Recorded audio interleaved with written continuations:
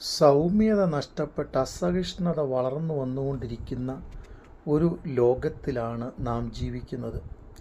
എന്നാൽ സൗമ്യമായ സഹനശക്തിയിലൂടെയാണ് ഇന്ത്യ എന്ന നമ്മുടെ മഹാരാജ്യത്തിൻ്റെ സ്വാതന്ത്ര്യം നേടിയെടുക്കുവാൻ ആ കാലത്തിലെ നേതൃനിരയ്ക്ക് കഴിഞ്ഞത്.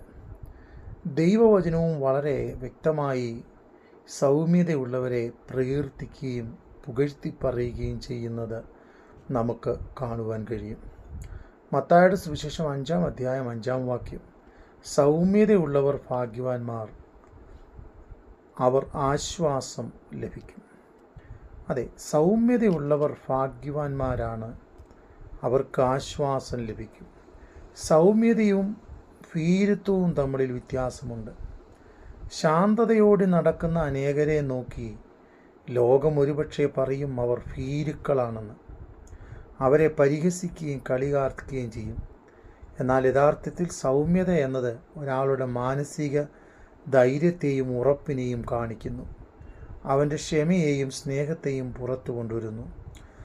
ഒരാൾ സൗമ്യമായി ശാന്തമായി ഒരു കാര്യം ചെയ്യുന്നത് കൊണ്ട് അദ്ദേഹം ഭീരുവാകണമെന്ന് നിർബന്ധമില്ല. അതുകൊണ്ട് ദൈവവചനം വളരെ വ്യക്തമായി പറയുന്നു, സൗമ്യതയുള്ളവർ ഭാഗ്യവാന്മാർ, അവർക്ക് ആശ്വാസം കണ്ടെത്തും. സൗമ്യതയുള്ളവരുടെ ചില ഗുണങ്ങൾ ദൈവവചനത്തിൽ നമുക്ക് കാണുവാൻ കഴിയും. എളിയവർ തൃപ്തരാകും. 22-ാം സങ്കീർത്തനം 26-ാം വാക്യം. സൗമ്യതയുള്ളവരെ അവർ ന്യായത്തിൽ നടത്തുന്നു. സൗമ്യതയുള്ളവർക്ക് തൻ്റെ വഴി പഠിപ്പിച്ചു കൊടുക്കുന്നു. സങ്കീർത്തനം 25-9. സൗമ്യതയുള്ളവർ ഭൂമിയെ കൈവശമാക്കും. അവർ സമാധാന സമൃദ്ധിയിൽ ആനന്ദിക്കും. 37-ാം സങ്കീർത്തനം 11-ാം വാക്യം. യഹോവ താഴ്മയുള്ളവരെ ഉയർത്തുന്നു. 147-ാം സങ്കീർത്തനം 6-ാം വാക്യം.